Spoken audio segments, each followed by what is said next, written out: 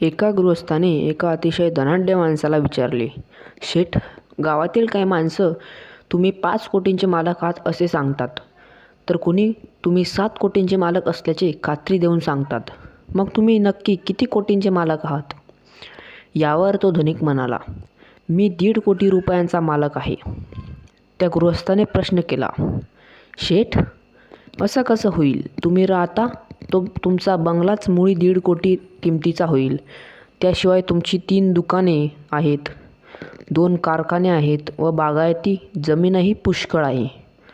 तो धनिक म्हणाला, तुमचं म्हणणं काही अंशी खरं आहे, पण थोड्याच वर्षात मला मृत्यू येताच ती संपत्ती माझी 2 मुले वगैरेंच्या ताब्यात जाणार असल्याने सध्या जरी ती तुम्हाला माझी वाटत असली तरी माझी नसल्यासारखीच आहे.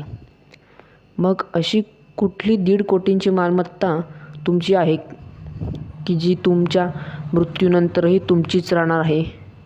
त्या माणसाचा हा प्रश्न ऐकून तो धनवंत त्याला म्हणाला, माझ्या आयुष्यात गरजू व्यक्तींना व संस्थांना मी आजवर जी एकूण 1.5 कोटी रुपयांची मदत निरपेक्ष भावनेने केली, तिच्या पुण्यावर व त्या मदतीबद्दल मला लाभलेल्या नाव लौकिकावर माझाच हक्क राहणार असल्याने त्या 1.5 कोटी रुपयांचाच मी खरा मालक आहे. धन्यवाद.